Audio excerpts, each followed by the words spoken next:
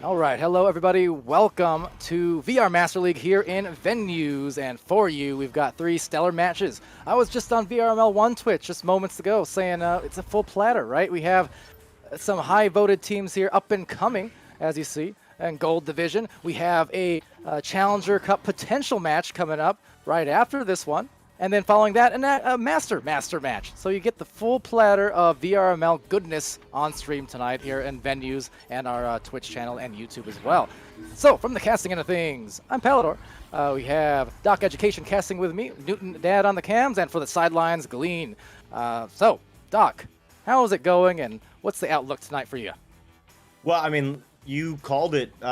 There's a lot on slate. There's going to be some amazing matches. You know, you always look forward to the Master Tier and the High Diamond, but there's a lot. I mean, this season, we've got the highest competition that I've ever seen, and this is kind of, a gold level match. It'll be exciting to see how gold is really ramping up, season to season. Yeah, it really has been ramping up. The matches I've casted earlier in the day here across our Twitch channels, right, have been just stellar at every level of play. I'm seeing the teamwork, no matter the divisions, just come in beautifully. The right passes, and not just one or two. I'm talking like string lines of passes all around. I'm talking overtime situations I've seen. Game winners towards the end. I mean, VRML's it's heating up every single season. But especially once we get past those first few weeks of play and in the new season, teams start settling in. They get into mid-season form. They start settling in on the ladder. Man, these matches just get better and better. That they do, and I mean, you called it best. All throughout the ranks, you just see the strategy really picking up. Teams know how to move, they know how to space, they know how to regrab. They're studying the game, they're watching the game, and the real difference between the levels is just the ability to execute all of those things more and more consistently. So it's really nice when you see some excellent play, and here we go. We got 3 seconds, and they're coming out of the tubes. Alrighty, well, out on the joust here, and again, oh man, that quick launch, headbutt style, gonna be taken here by Leonite. What a fast start. As I was trying to say, this is our up-and-coming selection here of Venues. When we talk about rank to rank, it keeps going higher and higher throughout the night tonight in Venues, and we're gonna see what this hype is all about as these players just launch out and try to settle into the thick of things off this first joust.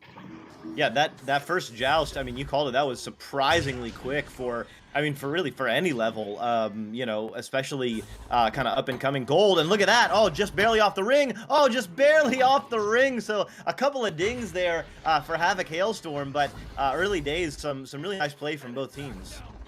Yeah, and, this could be one of those cases as well, often is, where the first minute or two, it's the feeling out process, just trying to gauge the other team, as well as find your own team's rhythm and find that groove. So seeing maybe a little bit of that here, but they're quick back on the defense, and there's a throw over to Punitive. Punitive missing that thanks to Yoda on the aggressive approach, but it will be a clear, and still scoreless, but maybe not for long if some stacks can get back. But as I say that, only 2 blue players and a million brawls on the other side. Yeah, some good stunning happening on that bow tie area. It was kind of a brawl fest. But, I mean, as we talk, Havoc Hailstorm already doing some... Oh, look at that Ender move. I mean, this is gold level. There's Endering. Wow, what a pass. What spacing. Just really nice work there from Havoc Hailstorm. And never mind that the Olympics are over. That was indeed gold on the team play. That was great. And efficiently as well. Once it came back to that side of the floor, a few quick passes and cuts, and that was the end of that story. 2 points first. 2 minutes in. Juju now with the disc, gonna move on the Geo there, bounces down to Kako. I'm gonna say Kako, maybe, Kako. Passes over to Yoda. Yoda moving along the bottom Geo there. Wow, what a move he made, but just a little bit high on Duller Ranger, picks it up there. Whoa. And goes 1-on-4. Yoda taking on all of Havoc Hailstorm and putting it in for 2. Yoda, man, look at that. That was a seriously clever series of plays. I mean, the Ender then missed that the initial shot, but still went up to stun the other defender, grab it, sling it behind the back into the goal as he was sailing in. There are a few different nice moves in there in a span of about 2 seconds. Yeah, and for those that don't know, the ender move is when you have the disc and someone goes to punch you, and you let go of the disc just temporarily and then put on your shield, and you actually stun out the person who's trying to, oh my god. I can't even get an explanation of a simple tactic out before they're scoring again. Nice job, Havoc Hailstorm. That was good. That was great, in fact. Close range as well. When you're that close to a goalie and there's that much defense contesting you, you have to be so much more pinpoint precise on connecting those passes, and they did just that right there, Doc. That they did. Dollar Ranger and I'm not sure who, yeah, Ooh, are regrabbing Punitive now with Dollar Ranger. So they're really grabbing onto each other and making space for each other, getting some really fast stacks going early on. And on the note of these players, especially Dollar and Punitive, been in the game for quite a long time. Veterans of the scene and competition in Echo. In fact, Dollar Ranger, shout out to Fair Enough as well. Dollar's father, who's Echo legend. Haven't seen him in a while. Shout out to Fair. But that said, the shot is right there for Yoda. Tied up at 2, or at 4 rather. Yoda forcing that one in. Nice work there. Just right into the midsection of the goalie. Sometimes the hardest ones to stop are the ones that are right at your body, and unfortunately, probably for goalies in this game, the body does not actually stop the disc. It'll go right through. So yeah, that one sent right in there. You know, I'd be scared if that were the case. There are certain goalies, shout out to X-Wing, by the way, who I just casted on Channel 1 and it was ridiculous. There are certain goalies who would just be unstoppable if their bodies blocked that disc. So, you know, I'm okay with it this way. Yeah, I mean, it's going to be interesting to see how the sport evolves and how tracking evolves. I used to try to use my feet, like try to save it when I was in goal. You know, maybe one day we'll have tracking sensors on the feet. Who knows? But definitely shots at the feet, one of the more difficult goalie passes to save. Wow, beautiful pass. Really great spacing there. You mentioned Dollar Ranger's been playing for a while. That's a really kind of high advanced technique to go in a little bit outside of the main range of the bubble and then just like sink in. That was nice work. Yeah, definitely was, and it's what you would expect from players who've been at it for that long. It's almost second nature at times, but it's definitely something that's noticeable here is the execution of the passing on Team Off-White. Once they get it towards that bubble now, especially after the first couple minutes of, again, feeling out, they've been pretty accurate on a lot of those tougher passes. Ooh, almost a shot. Yeah, the stacks are flying in. Wow, oh, what a save, what a grab, what a slam. Chubbs finishing it up for Havoc Hailstorm. Great grab, what can you say? It was a stellar save, but offense undoes the great defense every time, 50% of the time. Apologies, that was actually, it is Team Off-White that is in blue. My apologies there, as Kyuju passes it down low. Kako gonna pass it through. Nice work, nice spacing, beautiful play moving in. Yoda's gonna have a little bit of space, but Dollar Ranger flies in, gets the stun, gets the steal. But look at that, on the backside, beautiful grab, and it's right back in the hands of Havoc Hailstorm. They should be pressing up on this if they can. They need some scores. They got the numbers advantage. They had the numbers advantage, but now turning back into a wash, it seems like the defense getting back into the bubble and actually causing a turnover momentarily, knocking it loose, but still another pass, diving out there and missing the grab off the anchor. So Yoda with a disc yet again. A lot of offense happening, but not a lot of scoring quite yet, as the defense has been very claustrophobic on the approach. But Kyuju, oh man, that was a gem of a pass, and they took that right out of the books of Off-White there. Very similar kind of play right in front of the goalie.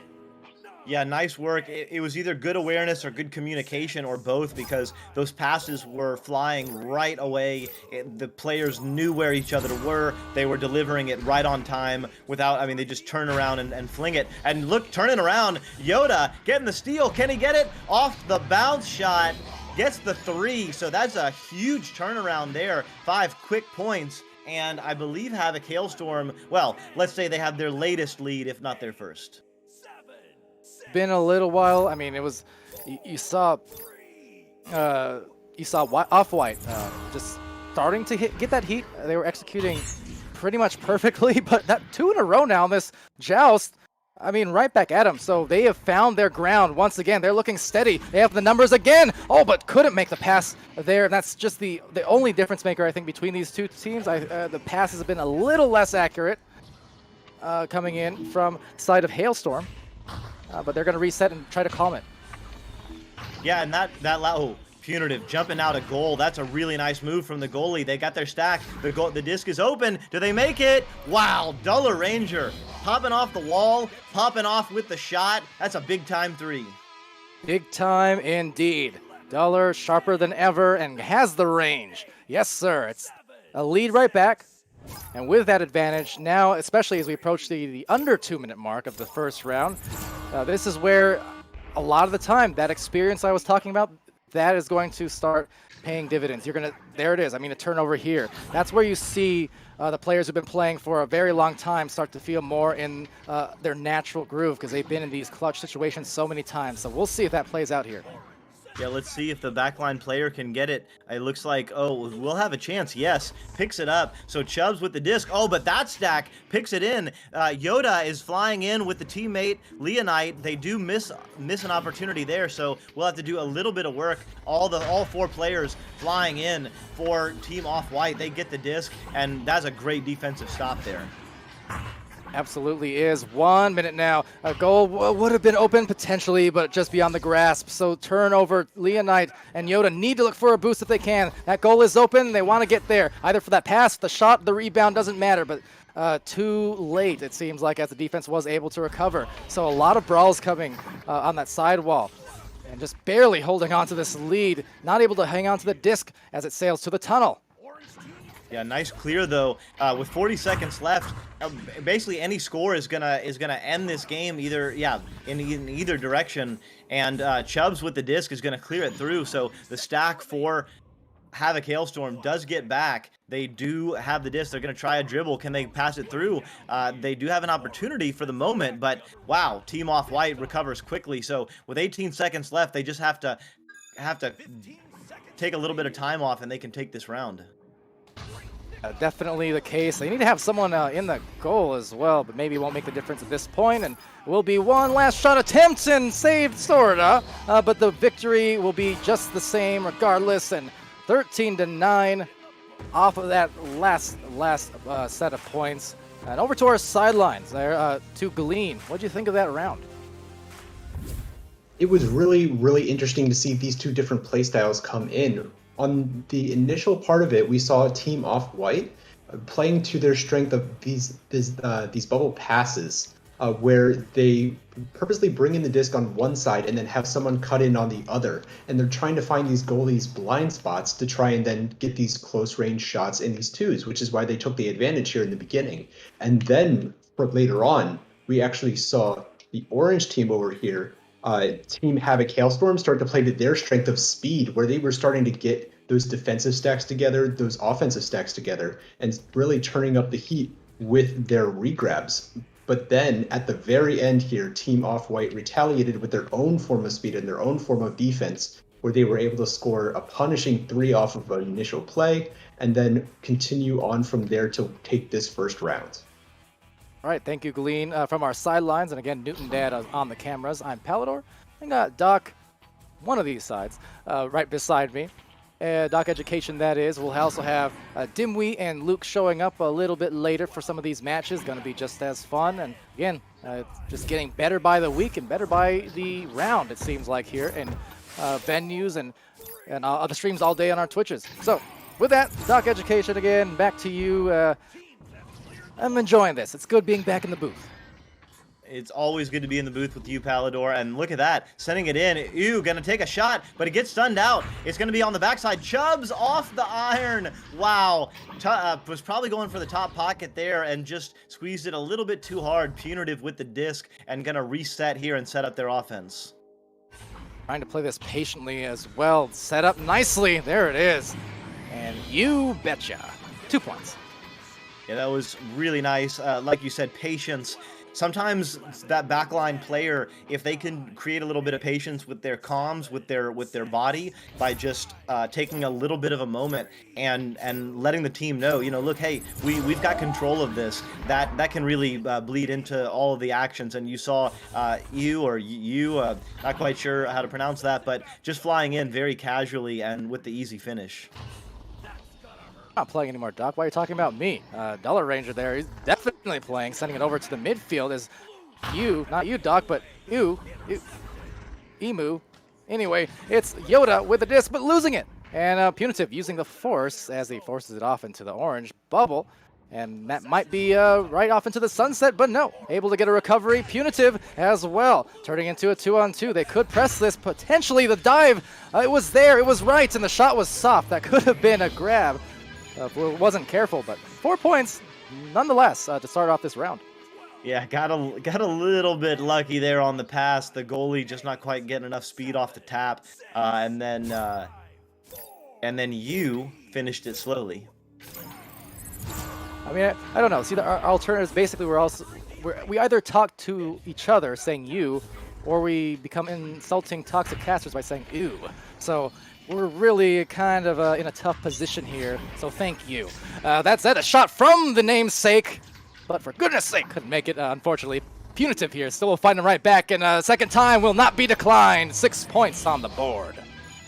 Yeah, hard to miss slam dunk, although they call it an inside shot from 0 meters. Not quite sure why I didn't get the credit for the slam, but it was indeed a ferocious slam dunk, as now Havoc Hailstorm is under a little bit of pressure, down 6. Having lost that first round, they really need to get a little bit of momentum right now. Plenty of time left, but definitely need to get some juices flowing. Maybe this is it. No! Denied by the goalie, Chubbs. What a save.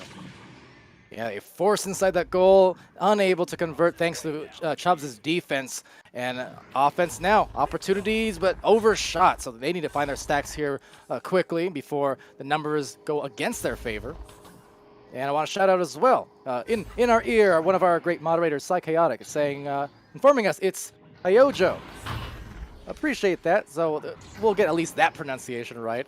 Put respect on the name. Thank you, Psychaotic. Shout out to you and all of our league moderators as it sails to the midfield. There's still plenty of time here in the round. Yuju passes over to Yoda. Yoda making some space, moving over to the left side, taking a little bit of time. Beautiful pass. Oh, just a little bit low, just a little bit high. But Leonite comes in from above off the backboard. That's in the right place. It was absolutely sweet. And big time 2, they're on the board for the first time in round 2. The shooter Leonite is. Great job to get their scores. They needed it. Anytime you have a few go against you in a row, you're always in danger of that momentum swing where it turns from just a 6-point run into that 10 to 15-point advantage 2 or 3 minutes later. So definitely have to be careful with those consecutive goals, and nice job to address it. If they can get another one here, even better yet. Absolutely. Yeah, it's felt like Team Off-White has been in control, but they've only got a 4-point lead, so absolutely dangerous right now. The bounces off the top of the wall there, and it's going to be a foot race or a booster race. Chubbs with the disc, looking on the backside. It does make the pass. Punitive. Wow. Good reconnection there, Punitive, to go and get that disc and then put it in. Very well done. Again, fast reaction. They recognize the backboard play, and they've gone to that plenty, as you'll notice most teams tend to do, especially the higher rank you go. The floor spacing just becomes better and better. You'll always have somebody in position to cause trouble for the goalie, whether it's underneath them, up above, from the backboard. Just as I say that, you see it there, but a good dive undone by the interception. Leon Knight sending it down and sending it to sleep. Good night. And the score, 8-4, cutting it back in just a half. So, 5 minutes left. Plenty of time here, and they're keeping it right up after that initial slow start again. Yeah, absolutely anyone's game. Team Off-White cannot go to sleep. Havoc Hailstorm has absolutely shown that they can strike. Their offensive joust is pretty killer. I think they've scored all their points off their offensive joust, and pretty quickly at that. So nice work there. And Dollar Ranger has the disc right now. Tries to make a pass. Oh, just in the hand. Wow. Oh my lord. with the assist by Chubbs. What a pass, what a finish. The tough thing about that, those plays, and that's at least what their third or fourth one, very similar to that, where again, cross pass to a cutting teammate directly in front of the goalkeeper, within inches basically. The tough thing about that is you dive it and try to contest the player, it goes in. You try to go for the disc, you're probably going to get stunned by said player. But the options are limited because it's coming in so close. You don't have a lot of space as a goalkeeper to actually do something about it. If it's executed right, and it was. Yeah, and that's what good players, good teams do. They make things difficult on the other team to respond, to make a decision between one thing or another, and then they're ready to respond to that response. You know, it's all part of the meta. And Duller Ranger, he's ranging in, punitive on the bow tie. They have it absolutely under control, so they can take their time. They elect to go in, and Chubbs, from goal to goal, he's doing it on both sides right now, Palador. Certainly seems to be the case. Chubbs doing some nice work there to score, assisted by Duller Ranger, who's been distributing just as much as everyone on this team. I mean, Punitive has 5 assists, Chubbs has 4, Duller getting the first one there, but still having the hockey assist on several passes as well, so everyone really enabling each other on offense. Yeah, they're all sharing the load on pretty much all of the stats right now. Everyone has a save, I believe. Yeah, everyone has a save in the game except for one player. So doing a lot of work. Yoda with the disc has all of his players behind, so passes back to Kako. Kako gonna look for a pass over back to Yoda. Has a cutting player, Kyuju, sends it in. Kyuju! Wow, Chubbs had the save for just a moment, but it ultimately was 2 points for Havoc Hailstorm. Yeah, great job, still yet to get it done. Their scores, when they have made them happen, for Havoc Hailstorm, it's been like that, right? The same kind of thing. The fundamental plays, always fun, always mental. If you execute those ones, that's your bread and butter of any team, being able to cut and send that cross pass, finish. Sometimes you throw an extra pass or two in there, but that's, again, the bread and butter of Echo is the cut, the pass, and boom, the goal. Yeah, and there were a couple of opportunities there for Team Off-White. They couldn't connect there, though. I mean, 6 minutes or 6 points behind with 2 minutes left. There's still plenty of time, especially if they can get a goal right now. They have a little opportunity, a 3-on-2. No, all the players are back, and that reset is no good, so it'll have to be fought for by Kyuju. Does a really nice little dance there, and back in the hands of Yoda. Yoda looking to go up, but stunned out by the defense. But stolen back by Leah Knight, who sends it in. No, just a little bit low. Wow. An opportunity there, an opportunity lost. The disc lost as well. Punitive sending it out of there. The stack's already well prepared, coming in hot for Blue. Blue has the goal open for a moment, covered off eventually as the teams regather, and just the same, they know they don't need to rush. They just have to find something, but they get a turnover. They cause one. So losing the handles for a moment. At this point, they need to recognize clock management. 1 minute left. They're up by 6. This is where you don't need to score. You can, but you don't need to. The important thing is high percentage, and by goes that disc. Yeah, and with that and the 20-second countdown after the score, pretty much do it. It's going to be 8 points. That's 3 goals necessary, and yeah, it looks like the door is closing on the chances in this game for Havoc Hailstorm. They will go 0-3, I believe, to start the game, but they really showed a lot here, Palador. This is a team that is they're gonna gel and get better, and I have no doubt that they're gonna be moving up the ladder. Save there. I mean, counts against them, so throwing the arms up kind of in despair, just wondering why, but I see you. You still get credit in my eyes. But that said, 10-point advantage here, and to reiterate what you're saying, I agree. These players coming in with, in terms of real-time experience across the years, I mean, they went up against certainly some very known commodities here, and people have been around for, again, 3 years, 4 years. I mean, they still held their own through a lot of that. Just tightening up in a couple areas will make a difference, for sure, and I think they can do it. But that said, Glean, tell us about it just a little bit here. Yeah, so when it came down to it, I mean, I think the difference here was just Off-White's passing inside the bubble. Like you guys had mentioned a little bit earlier on in the stream, they love that backboard pass. They went to it constantly, and they were able to execute on it because they never really got punished. So they were taking these optimal, nice shots inside of the bubble that were really, really close to the net and are extremely hard for the goalie to save when it comes down to it. So yeah, great execution by them, but some positive points here for Havoc Hailstorm. Their defensive speed was very, very quick, especially on those initial jousts. Plus, there were a couple of great plays that we saw come out from them. A couple of great cut passes and some plays. I believe there was one where they were working up just from the back, and they had 3, 4 passes and straight into a goal in about 5 seconds with that executive passes. So some great highlights from them, and definitely something and some promising stuff to see in the future for them. Absolutely, and thank you, Glean, there on our sidelines, analyzing and observing. Again, Newton Dad on the cams. I've been Palador and Doc Education. Fun match, and one of still a couple more to come here on Venues and VR Master League Main, as well as, again, YouTube Gaming. And wherever you are, we're happy to have you here. We all here for the esport that we love. And like I said, game to game, it's getting better, because next you're getting some contenders for Master Tier. Suffice to say, between Odyssey and Overkill, some incredible players on that team across both ends, and several master or former master players also in the mix, looking to get there again real soon.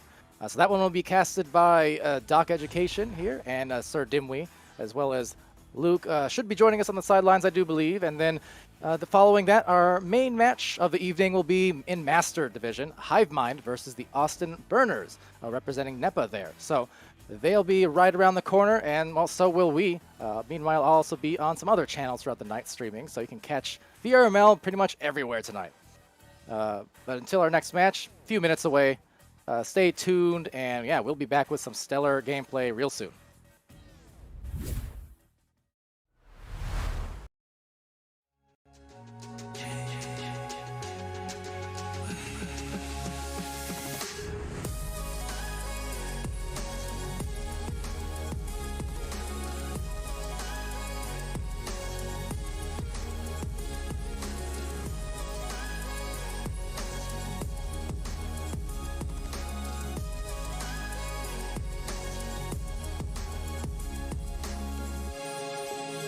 VRware. Our passion is for the future.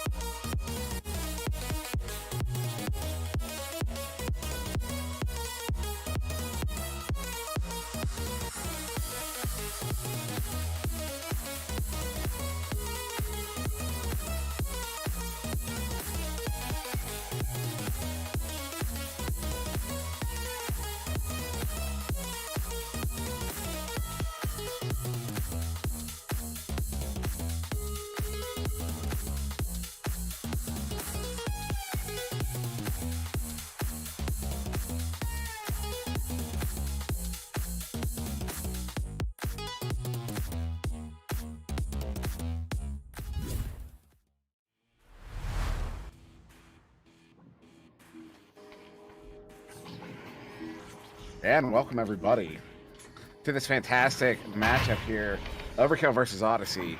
I am Sid, and we joined by Doc Education. We got Glean on the sideline here, and Newton Dad running the cams.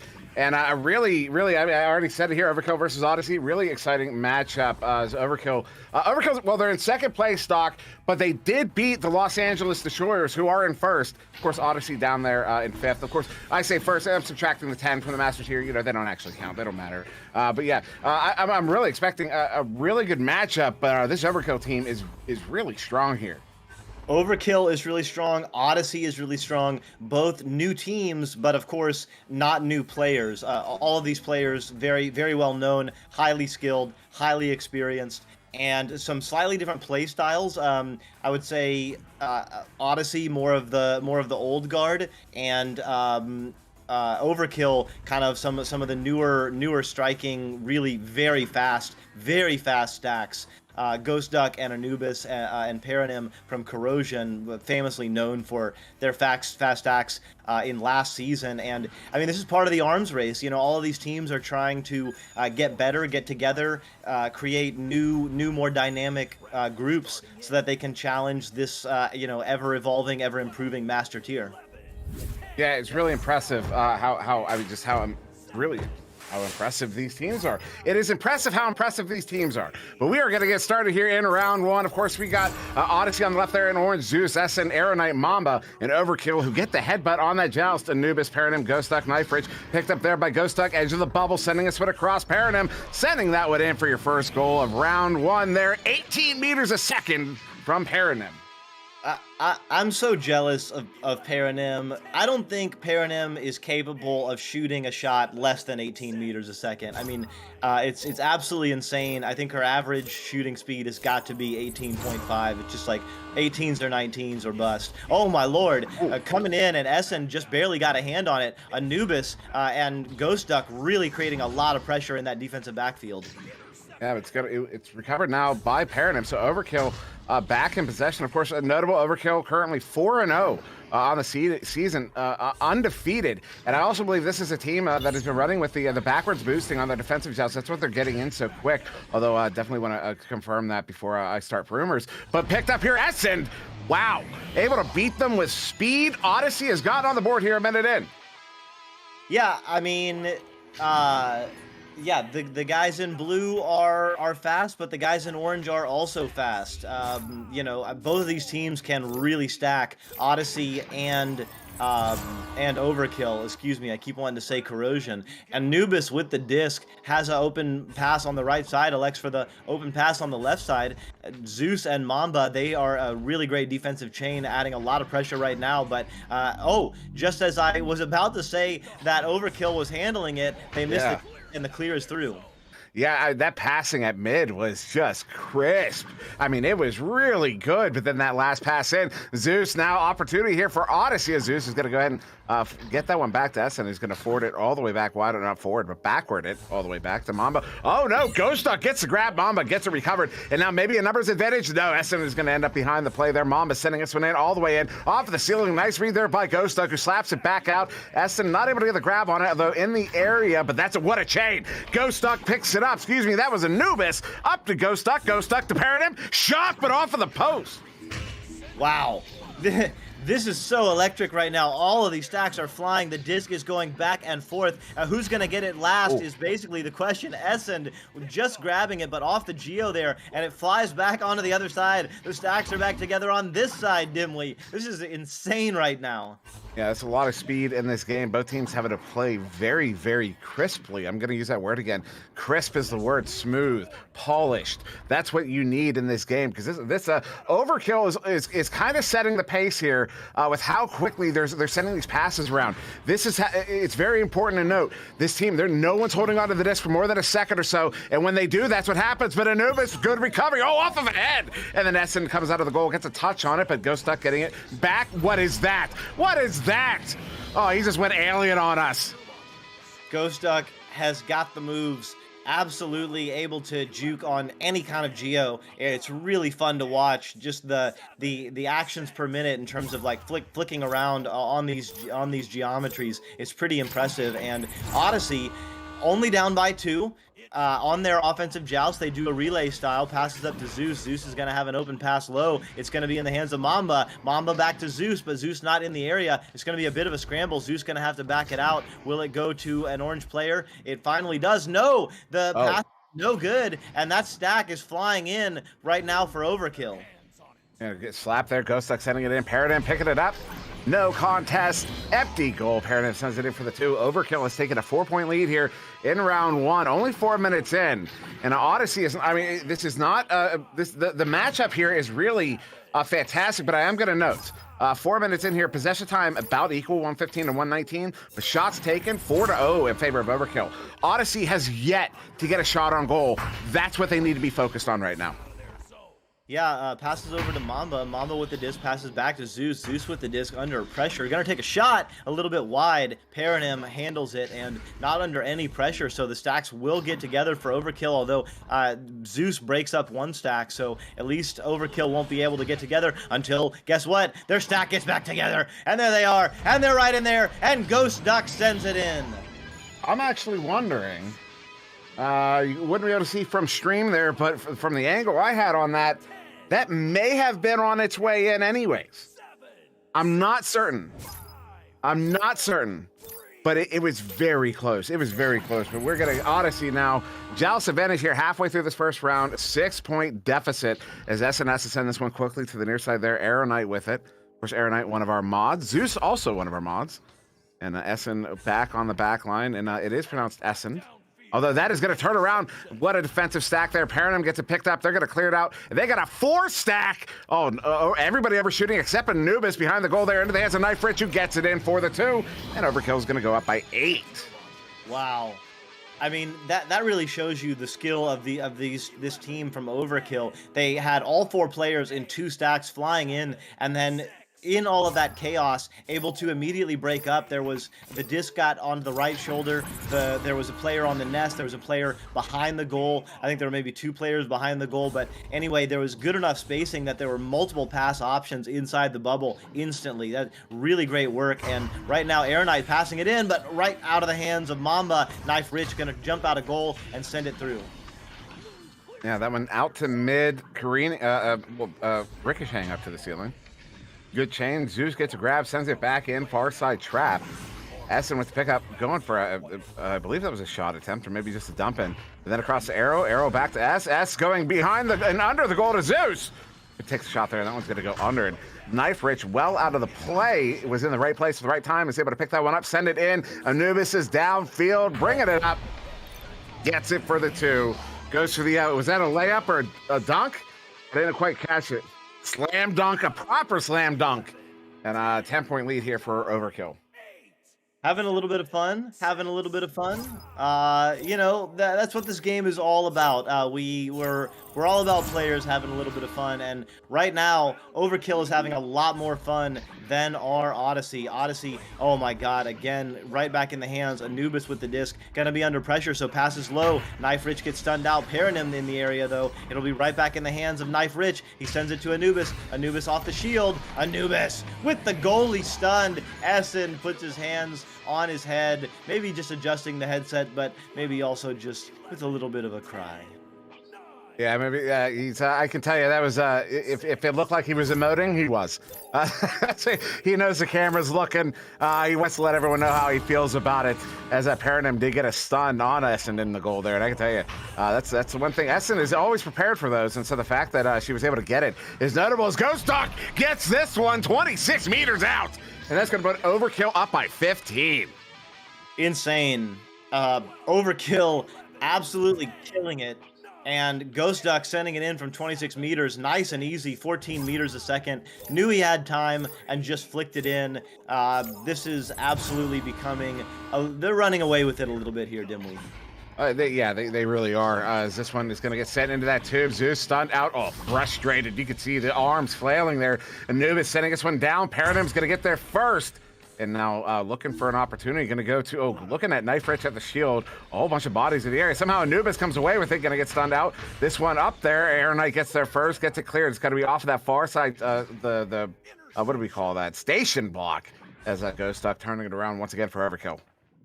Yeah, all of these little blocks do have names. You'll hear us call out some of them from time to time. Paranim sending it in. Zeus, though, catching it back. Essen not able to get the second attempt. Paranim with the shot. Wow, 19-2. Yeah, this is a Overkill really running away with here. 17-point lead, 17-point spread, 17-point differential. I'm just gonna pull out the source here to during that countdown. But now it's gonna be Aeronite on the far side as that chain gets completely broken up on the back line. Aeronite now picks up the speed. A little move there for anyone familiar with the game. As Aeronite going to continue walking it in, goes across to Zeus. Zeus sending it in, but a big stop there. That was Nightfritz gets the stop, and Mamba with the pickup. That is the real Mamba getting that winning for the 2.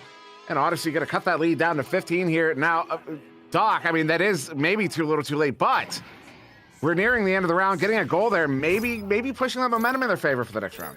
Yeah, I mean, it's all about confidence right now. When you're getting killed, 19-2. I mean, anything that you can look up at to lessen that score, to make you feel like your team is able to pierce the armor of the other team, is definitely gonna be helpful in that middle of rounds. Of course, Odyssey have been on various Odysseys throughout their career, lots of experience on that side, and I have no doubt that they'll get their heads together in the middle of the round and come up with something and come back with a new plan.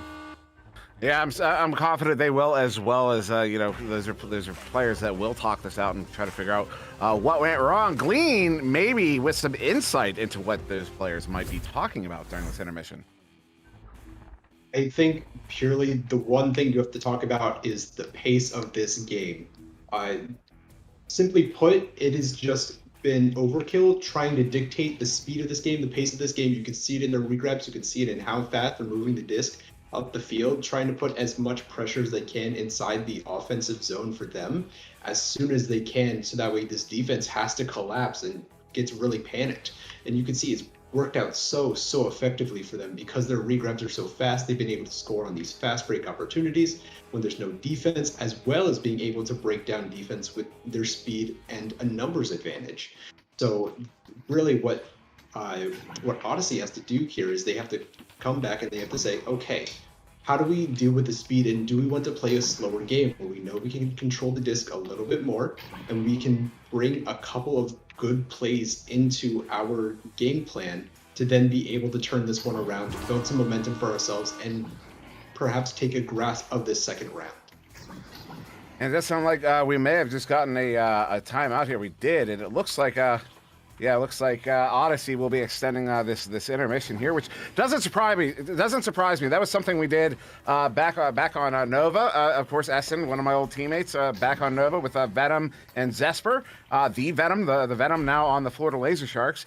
And that was one thing we picked up really early on, is if we needed the time, we were going to take it. Didn't matter if we thought someone might complain about it. We didn't care if the other team was in a hurry. You schedule the time. You scheduled at that time, and we have our right. You have your right to that timeout. You have that right to take that breather. And that was something we did very explicitly there. I remember a game in particular where intermission, we took the 5, and Venom said, Dim, go step outside, get some fresh air. And that's what I literally did. Took the headset off, walked out the front door, and took in some of that fresh air outside. So it's certainly something you have the right to. It's in the rules. It's explicit. You can do it for any reason in between the rounds there, and it can happen in both intermissions if a game goes to 3. So wise decision, I think, there from Odyssey in this game, as Overkill really took that first round in a really strong way there, Doc. I would expect Odyssey, and I'm looking here, it looks like they are having a discussion, and I would expect this to be a discussion about, here's where the faults were, here's where our weakest link is at the moment. This is what they were exploiting, this is what they were doing, and this is what we can do to respond to it. Indeed. Looks like I had my mute on. Apologies, friends. Yeah, but on the other side, Overkill doing the same thing. I'm in the Overkill spawn room watching, and Anubis is outlining a play on the map on the wall there. All the players are huddled around, and they're very clearly talking about something going on. They look like they're addressing like something that's going on in the bubble that they should do, or at least yeah, their focus is on the bubble for the offensive side. It looks like Ghost Duck has had enough of that conversation though, and flies into the arena, and maybe he wants some fresh air from that spawn room. But I absolutely agree with what you said, Dimly. This game is as much mental as it is physical, and the two really affect each other. VR can, it can mess with your head, and just being able to take off the headset, being able to talk to your teammates, and just like settle down can really change things. No, it really can. That's what, I sometimes will reference the fact early on when I first started playing in VR, and this would be back August of 2017, was when I bought Lone Echo. So that's about when I started playing Echo VR. And that was back that it's one of those things, you grow up on the internet and you're used to dealing with trolls and all the things that come with being on the internet. You grow up with it, you understand how it works, you're in the mental place, because people don't behave like that in the real world. It's kind of, they're two different places. VR melds those two worlds in a way where you still get that behavior, but you feel like you're there, and so you have to really figure out how to deal with that mentally. And it took me a little while to actually figure it out. I would say it took me about 6 months. I took a long break from the game, because that's how real the environment feels. It really feels like you're there in person with your teammates, with your friends, with your adversaries. And it can, it's something that might affect you in the real world. It gets you anxious and excited or sad or angry or aggravated or whatever, in that mental space. The exact same thing can happen in VR in the exact same way. Because, like I said, it's just like being in real life. And of course, we do get the timeout has ended here, and we are going to get started back here very, very soon, just a few seconds into this second round. Yeah, a little bit of a mental game there, because only giving 3 seconds before the pause comes out, Odyssey gives the unpause and gives as little time as possible for Overkill to reset their mental. So Odyssey playing maybe a little bit of a trick there, and let's see if they can get out. Anubis and Ghost Duck, they are very fast on that stack, and they get the disc to go, but it is in the hands right now of Odyssey, and they clear it through. That was a solid defensive stack there from Odyssey. They had one set up in the bubble, and of course, apologies for the current overlay is stuck. We'll get that fixed as soon as possible. As Ghost Duck is going to handle this one in his own zone on the near side, resetting to the goal. Oh, almost gets that one in, but it's off of the post, so he gets it right back off of his own goal. So we are in the blue zone here. Aeronite gets it recovered in the far side. That was a far side trap. It's set up. Mamba at the edge of the blue bubble brings it in for the 2, and Odyssey will get the first goal here in round 2.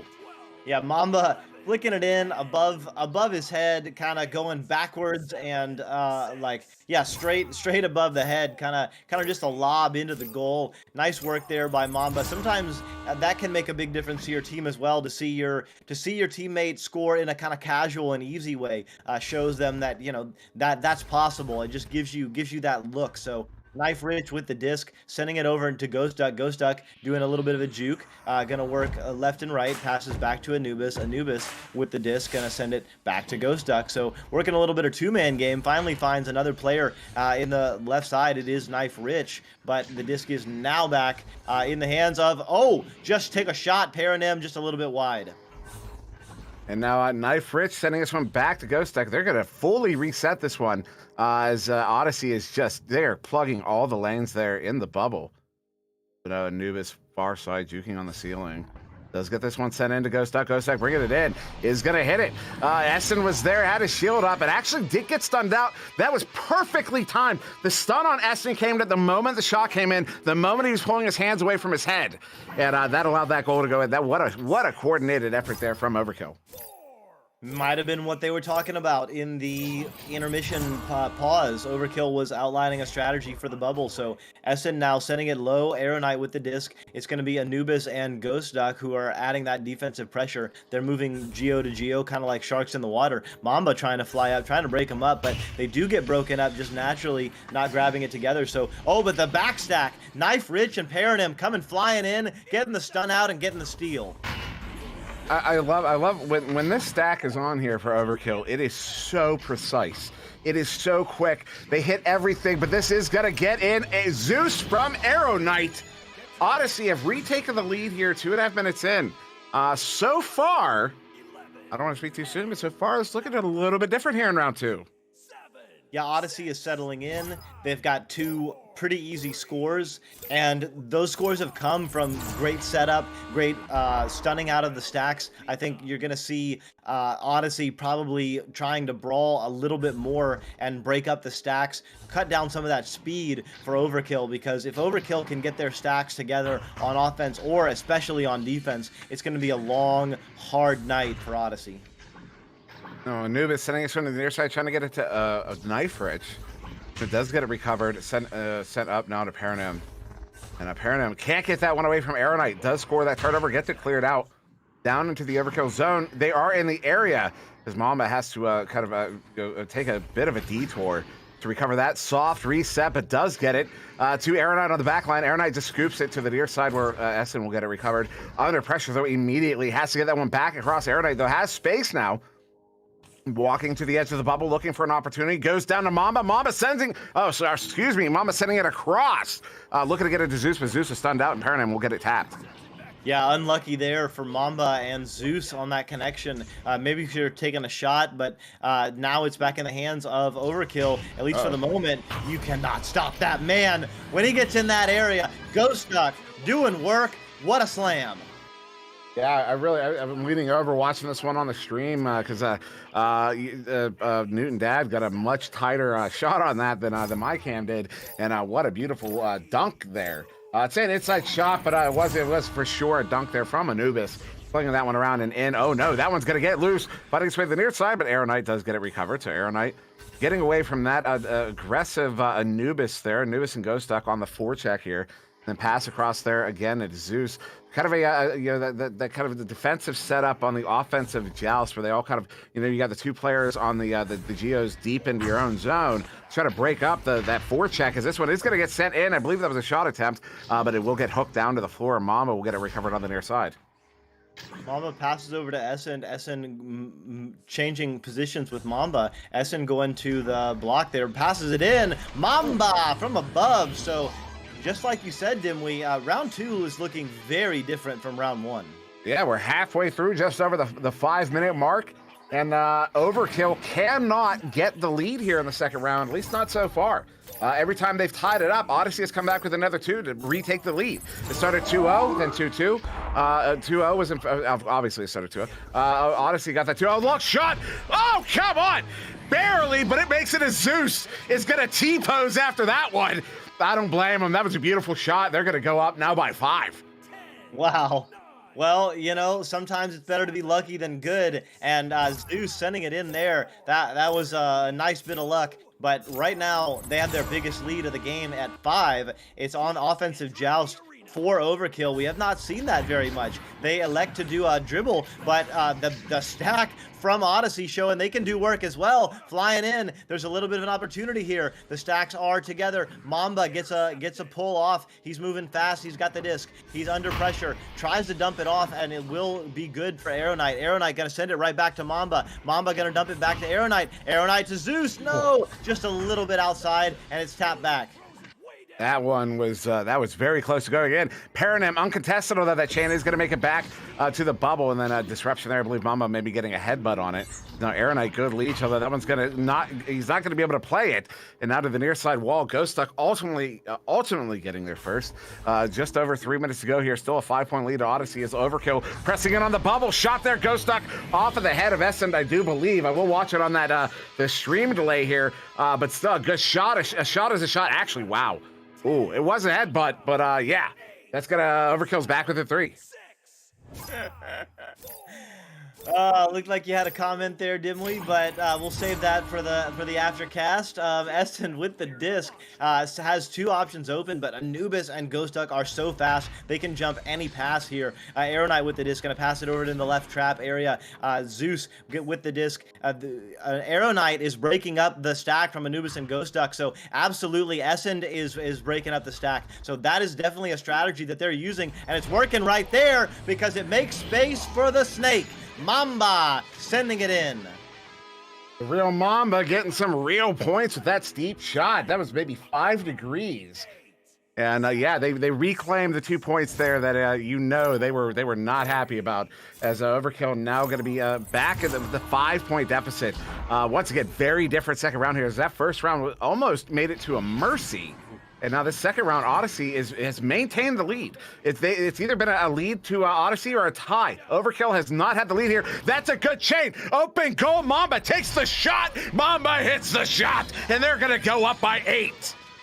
Mamba with the icy veins, taking just a little bit of a moment, recognizing that the block was in the way, going to the block, just taking a little bit of a breath and sending in a cool 15 meters. Knew that was an absolute, maybe not nail in the coffin, but definitely an absolute huge dagger in the heart of Overkill. Down 8 points with 1.5 minutes left. Overkill is feeling it, and Odyssey is pressuring them. Odyssey has changed up their strategy, and we'll hear from Glean, but one of the things that I've seen is some absolute breaking of stacks, and that stunning is really slowing Overkill down.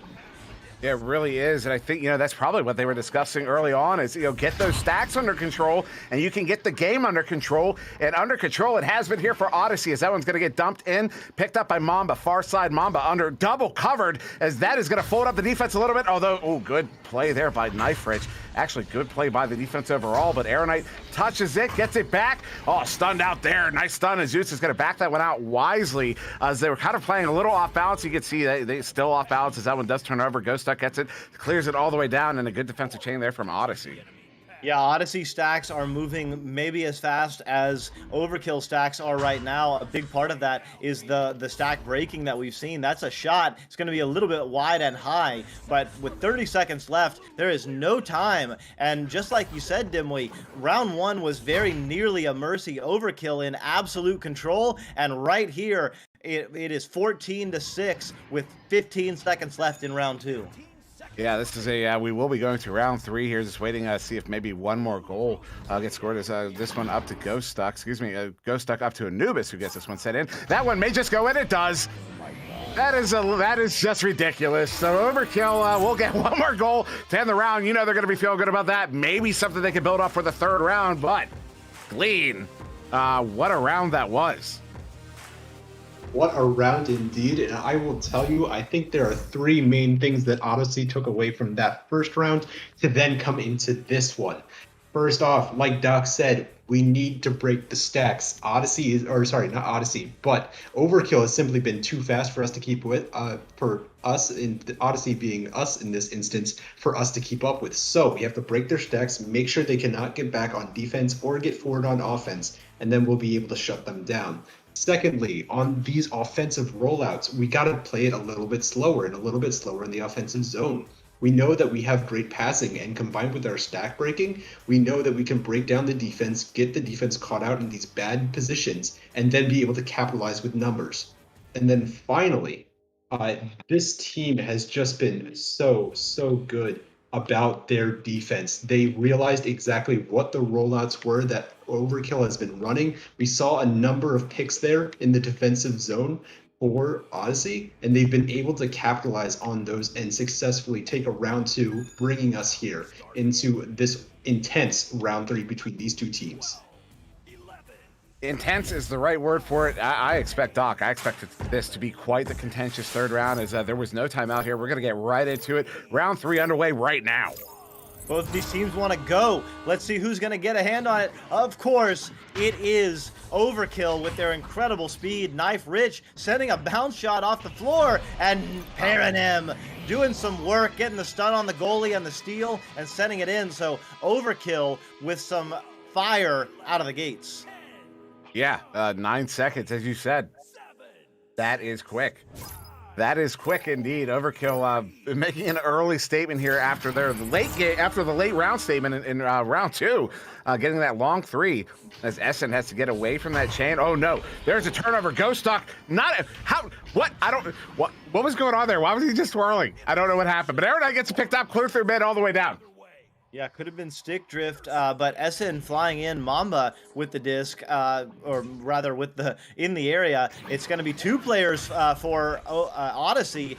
Excuse me, I can't keep up with the action right here. The goal is open. Knife Rich though with Aeronite in between gave just enough space to create a little bit of question mark in the eyes of the shooter. Anubis moving along. Ooh, just a little bit low. This is dangerous for Odyssey rather right now.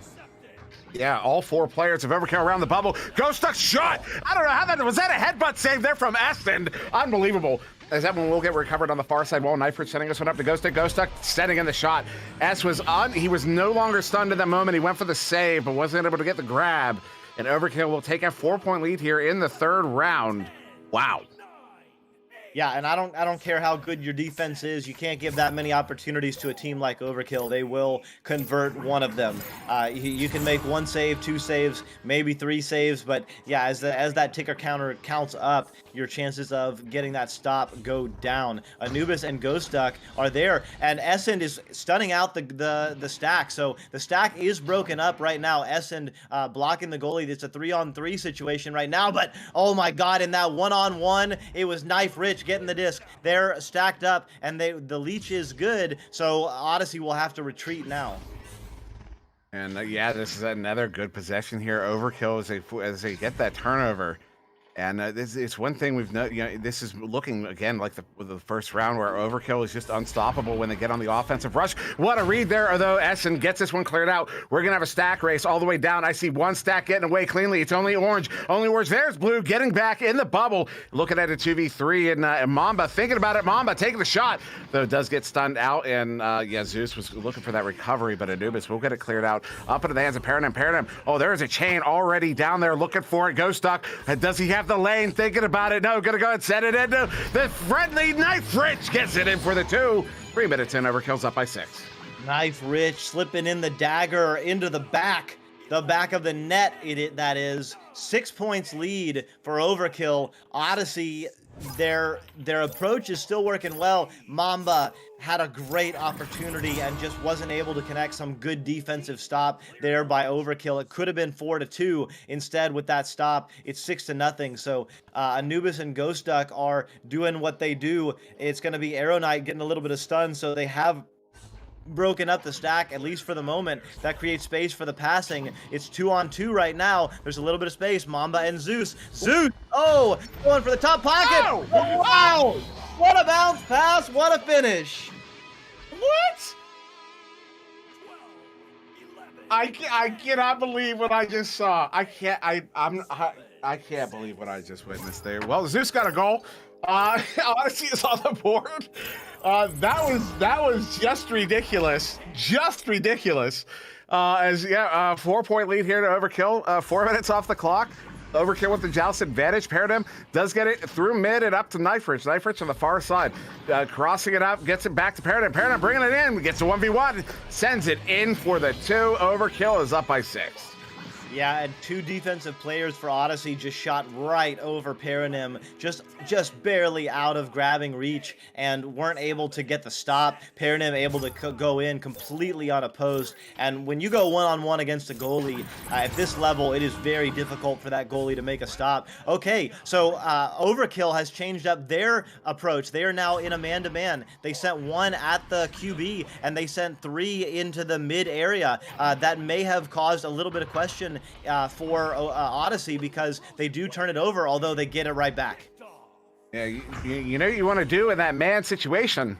I'm going to look for that triple deke, but we could talk about that later as Anubis is going to get this one picked up. Looking to set it out, but into the hands of Mamba. Open goal, Mamba sends it in. Oh, just wide. That is a heartbreaker there. It's just over halfway through this 3rd round. Odyssey is still down by 6. 3 points in that situation would have been massive. As this one gets dead in, Anubis looking to send to the shot. Oh, what a hook down to the floor. You know that one hurts. You know he's upset about that one as well as this one. It's going to get cleared back towards mid, up to the ceiling. The chain there from Odyssey gets stopped up by the stacks.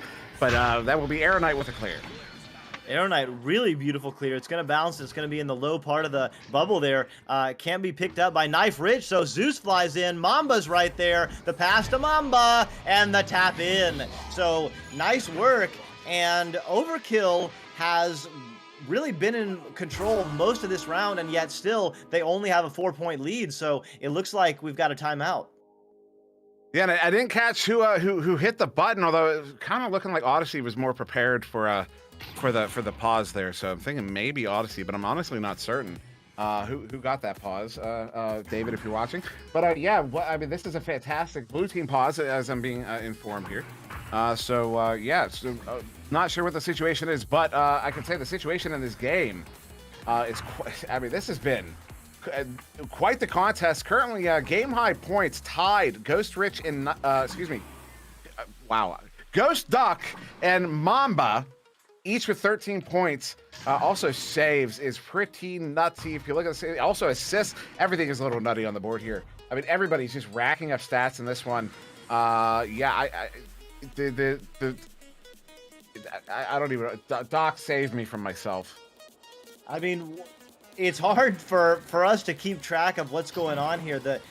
The skill on display, it's just punch for punch. Both of these teams are absolutely throwing everything they have at it, and it looks like they're gonna come. They're just popping out and doing their thing. They have not unpaused yet, or have they? Yeah, no, it's still paused. Blue team still paused. So, orange now paused. So it looks like blue paused, and now orange says, wait. We've got a pause of our own, and with 4 minutes left, we're not afraid to use it. So Odyssey are checking their mental, and I don't know, what do you think, Dimwee? I think Odyssey is. I mean, both of these teams have good strategies for where they are in the game right now. I think at this point, it's just about execution. Yeah, I mean, it really is. And Odyssey was able to slow down the scoring there from Overkill, get another one on the board. Overkill now only up by the 2 goals there. You know, this is a game that's going to come down to the wire. We will be going down to the final minute as we do get an unpause here. Presumably, we will get properly started back in this third round. But yeah, these two teams really putting on a show for us this evening. So thank you to Odyssey and Overkill. And for this, as we are going to get started back here, 10 seconds on the clock as the teams are lined up for the shouts advantage. Overkill up by 4, 8-4 on the scoreboard there. 4 minutes on the clock. Overkill with the shouts advantage. Yeah, 4 minutes left. Every goal is huge right now. Anubis with the disc has options left and right. Gonna do a little bit of styling, force that defense to come to him, and it's gonna be pass to the right. Knife Rich gonna pass to the left. It's gonna be Ghost Duck doing some work, inverting, has Paranym on the floor, elects to hold on to it and pass to Anubis. So great control right now for Overkill. Any score right now is absolutely huge for both teams. With a 4-point lead, that could extend the lead significantly or shrink the lead significantly. Disc is going in. Essen jumps out. Oh my God! Oh no! Essen attempted a clear out and at an absolute 0 angle somehow finds the goal. Yeah, it was the stun. That's why you see Ghost Duck kind of flipping out there a little bit. Ghost Duck got the stun on Essen, and so Essen wasn't able to complete the proper arm rotation. So it just happened to release towards the goal. That one hurts there. That's going to put Overkill up by 6 now with only 3 minutes to go. Odyssey, that's. I mean, it only requires 2 goals, technically 2 threes. Arrow Knight looking to stun out that Chain. No, Chain's going to stun out Arrow Knight. Chain gets Essen out. This disc is loose. Ghost Duck is there to pick it up now. Far side trap, sending this one near side to Paranym. Paranym going to cross this one up. Ooh, just behind the intended target. Ghost Duck with a good recovery. Over back to Anubis. Anubis sending it in on the underhand shot. Going to be off the underside of the post. And Mama will get it cleared back out. Yeah, doesn't quite clear fully there, though, and it's back in the hands of Overkill. Anubis with a little bit of space. You don't want to give him space. You don't want to give a cutter like Paranym an opportunity. And again, with an 18-meter a second shot from 3 meters out, you do the math. That's about a 1/6 of a second. I guess I did the math for you there. But 8 points down. Odyssey really under pressure right now. And I got to shout out Essen for diving at Paranym there. He saw the cut pass, and the moment it got into her hands, he pops out of the goal to try to disrupt that shot because he knew it stop it. Oh, the big shot there! Ooh. Oh, there it is. Mama gets it in for the 3. And Odyssey is going to be back within 5 now instead of 6. It was a 6-point lead, and then an 8-point lead, and now a 5-point lead to Odyssey. Closing in here, but we have less than 2 minutes to go here. Odyssey has to work quickly. Yeah, that was an absolute strike from Mamba, very much needed. Right now, they've got to add some pressure. They cannot wait around. They know it. Mamba and Zeus are going to be absolutely moving insane right now. They have to stay together, and they have to cause a bad pass from Overkill. Overkill right now showing their championship pedigree, although there it is. The stack is together. Mamba and Zeus are going to be in the area, getting stunned out by Ghost Duck. Mamba can't get it there, though. What a clear back by Overkill. This is absolutely insane right now. That can't get it. It's going to be in the trap area. They're going to fight for it like it's the last meal of their lives. It is cleared through. Oh my God. Okay. That had a chance, but it's too low. Oh, no, opportunity. Oh, Paradigm had it for a second, but broken up there. Mamba, Zeus is going to get it cleared out to mid, not through mid. Mamba going to get the tap on it all the way down the Overkill zone here. 54 seconds on the clock. We have less than a minute to go here. Still time for Odyssey to come back, but they need one of the goals they need. It needs to be a 3, and they have to recover this disc. It is loose on the far side. Will be picked up there by Ghost Duck, and then through there, Paradigm. Paradigm going to go for the walk shot. Paradigm taking it. Oh, no, that one was going to be quite a bit wide, but a good chain to pick it up. Anubis gets it recovered. Anubis gets it in for the ice, and that will end the round effectively. Overkill will be taking it in 3, although we will. There is going to be about 18 seconds on the clock. Yeah, that'll do it for the game. Maybe not the round in terms of the score, but I mean, Dimly, what more could you ask for but a third round that goes to the last 20 seconds? I mean, Odyssey is going to be, of course, disappointed to lose, but there's a lot to pick up, a lot to look at in terms of what you did well and what you can improve on. Both of these teams absolutely going to be fighting in the Championship Cup coming up. Would expect or very close. And right there, that is the round over. 7-16. It's taken by Overkill. Yeah, Overkill will take this game in 3. Now going 5-0, so congratulations to them as kind of encroaching up to that first place position. The only team in that area still undefeated, although there are a few teams not far behind still undefeated. But Glean, what a final round that was. There, although I mean, yeah, we only have a second as we do have another one to get into, but a few notes, if you please.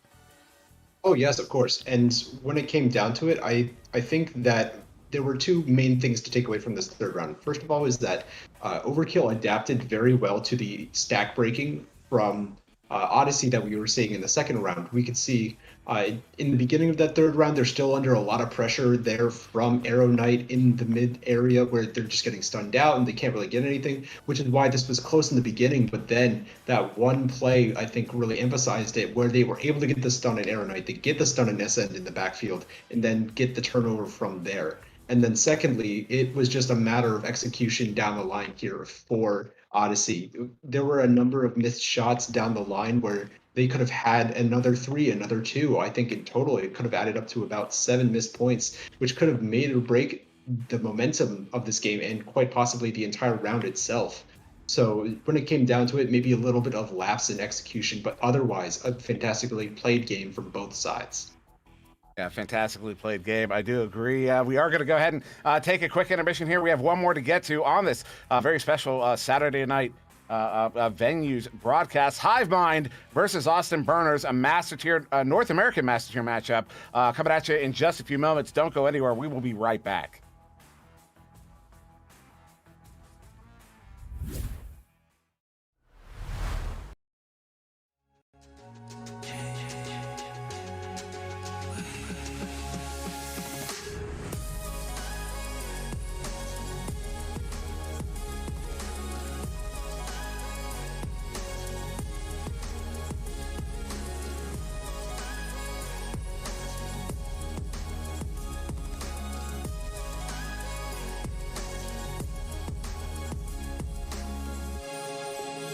VRware. Our passion is for the future.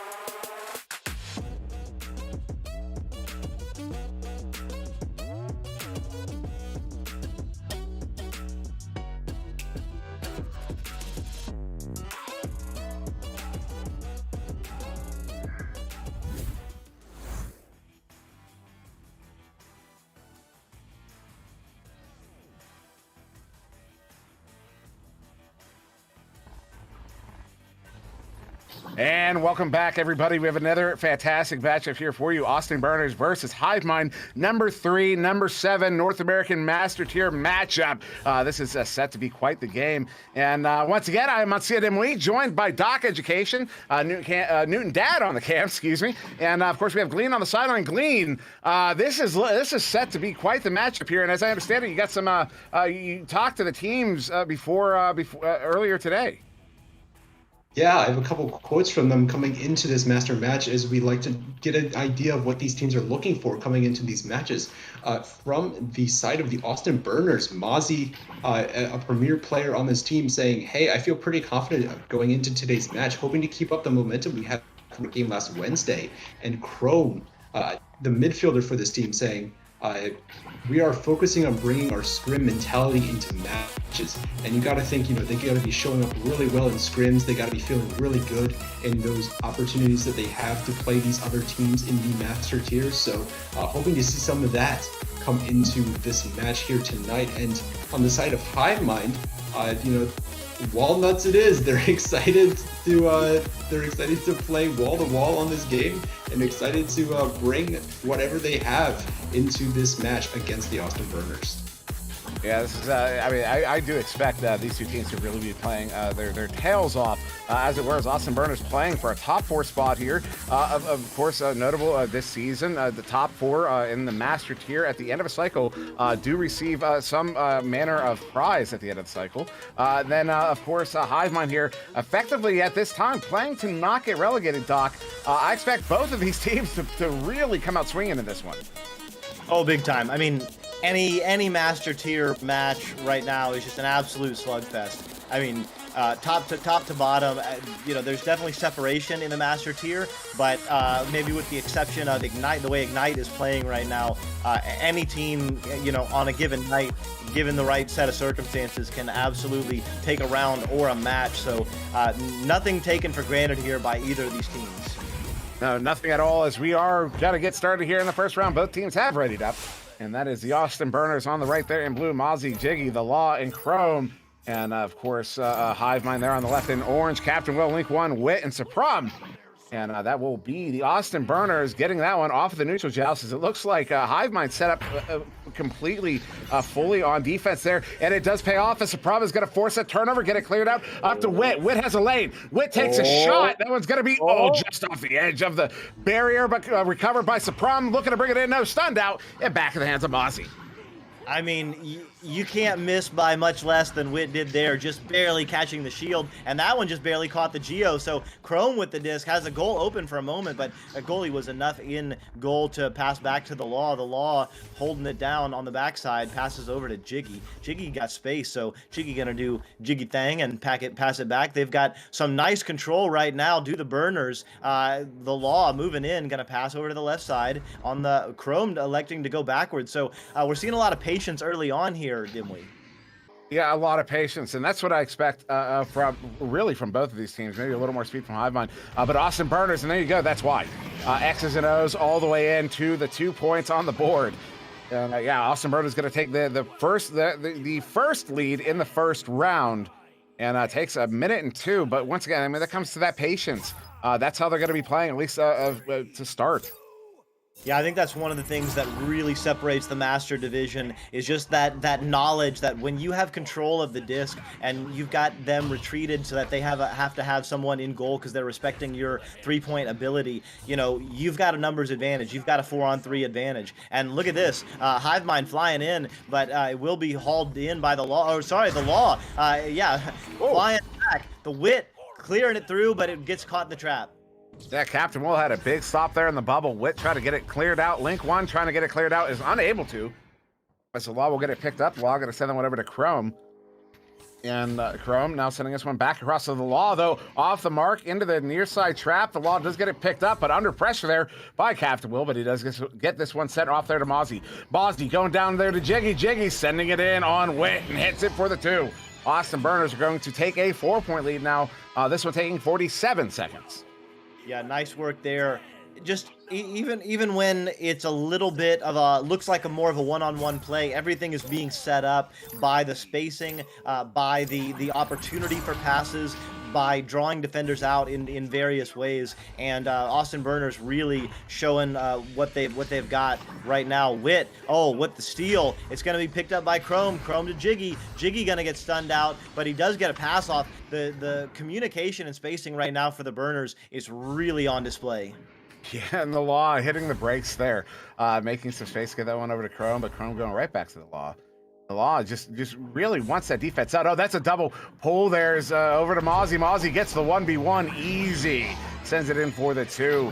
Austin Burners can take a 6-point lead. And I mean, that right there, that's exactly what they're trying to do. They got Hivemind to make a small mistake, and they're able to capitalize on it. Yeah, right now, Burners are capitalizing on every small mistake, and that's hard because even at the highest level right now, you know, every team will make small mistakes, and, you know, when you make a small mistake and it turns into a long 3 like that, I mean, it really deflates your team. Yeah, that one's going to hurt there. That puts Austin Burners now up by 9 here. Only 3.5 minutes in. Hivemind. This is the point where you got to start considering maybe taking a timeout. This one's starting to get away from you a little bit.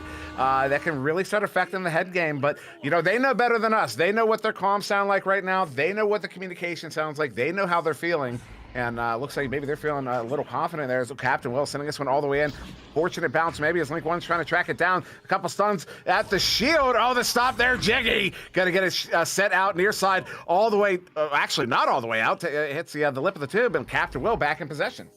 Yeah, that took a very fortunate bounce for Hivemind. Captain Will with the disc, gonna pass over to Wit. Wit looking for a passing opportunity, loses it on the Geo. Gonna have to get some work done. Jiggy with the disc, loses it. It's tapped down by the Law. Their stacks are together. They're flying in. The goal is open. Wow. What a quick turnaround there. Another just very small mistake, losing the disc off the Geo, and just instantly 3 points on the other side. You know, when you're this high up on the ladder, that you're not even on the ladder, you're in Master Tier, ultimately, a lot of times, that's what these games come down to, is who makes the fewest mistakes. Because all of these teams, one of the things they're good at, one of the things that gets them to this level is punishing mistakes. And so when both teams are capable and proficient at punishing mistakes, the game comes down to who makes the fewest mistakes that get punished. There's a tap back there from Supram trying to get it back to Captain Will. That is a chain to pick it up. Mozzie with it. Mozzie sending it in. Mozzie hits it. All the confidence. 15-point lead just over the halfway mark. I mean, the only solace that Hivemind can take right now is that I don't think that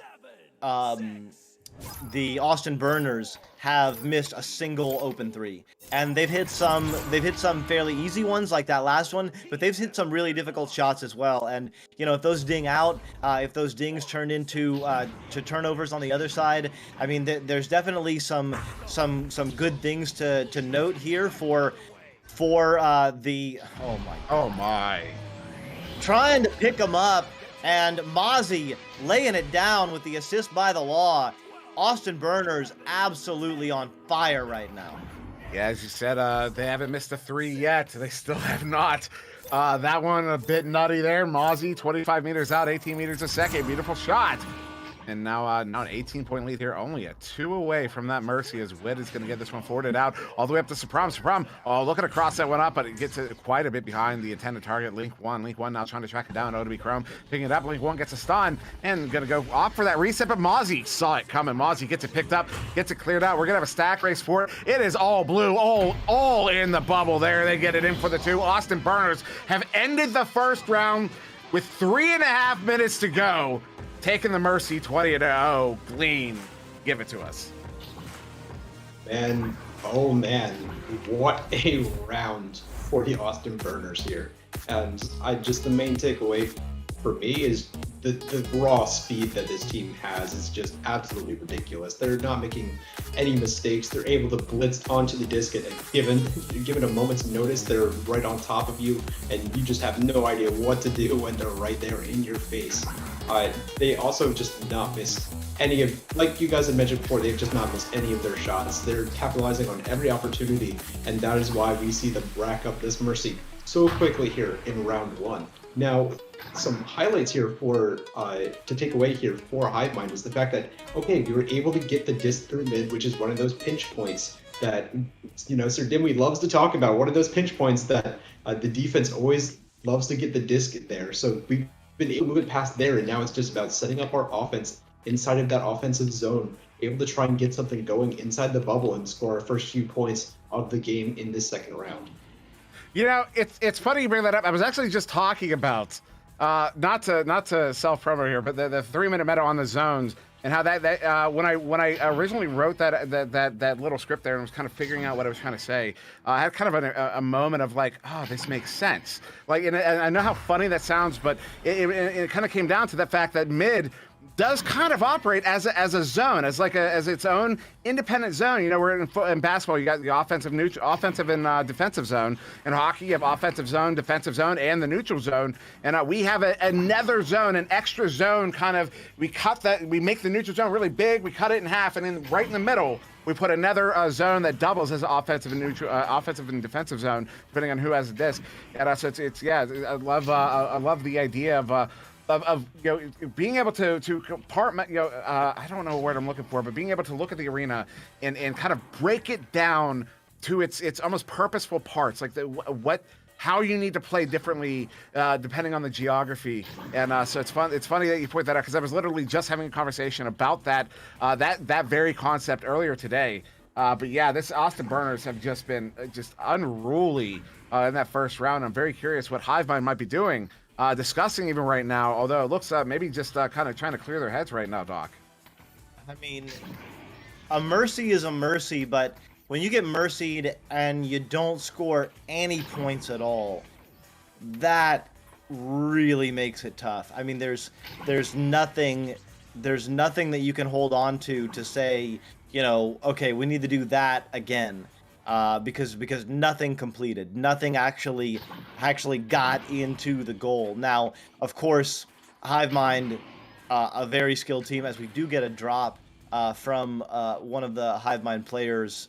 Looks like not quite sure who dropped. Wit. Wit dropped.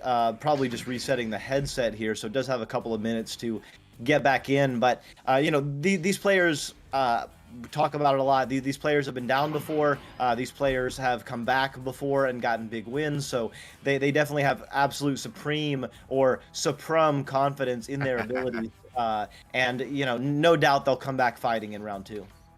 And while we have a moment here, I'm going to address the folks watching from venues there. First off, thank you very much for joining us here. We're so excited to be able to bring you Echo Arena. This is live. I know sometimes there are questions of whether or not this is a recorded broadcast or live. We are absolutely live. It is currently 10:32 on the East Coast, United States. Here Saturday night, August 14th. We are live. I am in my home office. I know some of us are in our bedrooms right now. I mean, this is literally brought to you right now, live in front of you. These are live games. These players are playing right now. I mean, maybe like a 5-second delay, but in fact, basically live. And I want to reach out. If you have not played this game yet, if this is just something you're just hanging out in venues, maybe just hanging out, talking with your friends, not really sure what's going on, don't really care what's going on here, I want to really urge you to check the game out because this was not my first VR experience, but it was the first one that, and really one of the only ones I've yet to experience that feels as immersive as it does.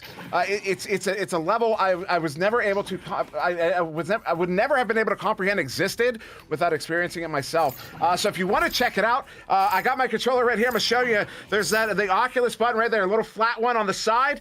Just give that a press. It'll pull up the little menu there. Open up your Oculus store.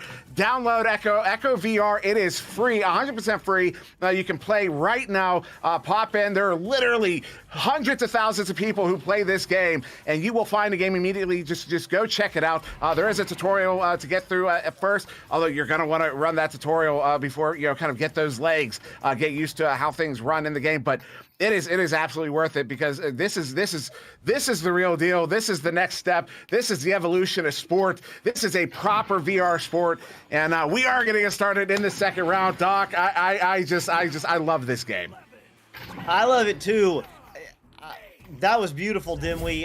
My heart is palpitating. I fully agree with everything you said. This game captures all of my attention and imagination. And these players are coming out of the tubes. Oh, with the Deke, our Austin Burners, they allow Hivemind to get the disc. And but just out of the hands of Wit. So not a great start here for Hivemind right off round 2. And now that one's sent across. Sorry, I muted myself. Wit gets it recovered over to Captain Will. Captain Will somehow getting away from Jiggy and sends it out, but Chrome is in the area to recover it. Sends this one deep in. Link 1 on the back line gets it picked back up. So a little volleyball at the moment, a little ping pong as Mozzie will get it recovered and goes for the deep reset there to the Law, deep on the back line. The Law has Supram in his face, so Supram doesn't want to overcommit here respectfully, as the Law is going to send this one to Mozzie on the near side trap, and Mozzie through mid, going to go ahead and back it back up to the Law there, but you see how they're kind of creeping up with those the back and forth passes there. Every pass, the back line of the Law was able to move up a little bit more, and now set up there to Mozzie. Mozzie bringing it in. Mozzie hits it for the 2, and a minute in, Austin Burners have gotten the first goal of round 1. I'm absolutely shaking my head right now because you totally called it, Dimwee. Austin Burners just slowly moving forward. It looks like nothing is happening. It looks like the player with the disc is just sitting there, and yet in the background around, the Burners are moving into better and better positioning and spacing, and then just like that, there's one pass, and then there's one cut, and then there's another pass, and then there's an easy finish, and it's 2 points, and it's like, what just happened? And, you know, that's the slow evolution of how you absolutely squeeze a team on offense when you have the disc. And right now, they're having their best chance to score in a long while, but not quite sure who that was to. Captain Will not cutting. They do get the disc back, do Hivemind, and it's going to be Link 1 sending it in. Supram with the absolutely supreme finish with the assist by Link 1. That is huge for the confidence and for the scoreboard of Hivemind. Yeah, fantastic goal there, Hiveman. That's something they really needed to tie it up here. As you said, that will be a big confidence boost in May. I mean, we saw in the last game, the first round was almost a mercy, and then the second round went to the other team. And then the third round was hotly contested, as the Law is going to send this one back. A little bit more of that back and forth there at mid, and they are able to get away from that chain. What a nice ceiling pass there to the Law from Jiggy on the far side. I mean, this is just some of the most competent midfield play I think I've seen from most teams here. Austin Burners, you know, have they played? Have they played Ignite? They have not played Ignite yet. I can't. Whoa, what a setup! Chrome to Mozzie, who's going to slam it in for the 2. Just to finish the thought, I cannot wait to see the Austin Burners take on Ignite, because Ignite has one of the most impressive defensive mid plays. Austin Burners have one of the most impressive offensive mid plays I've seen. I want to see these two Titans clash.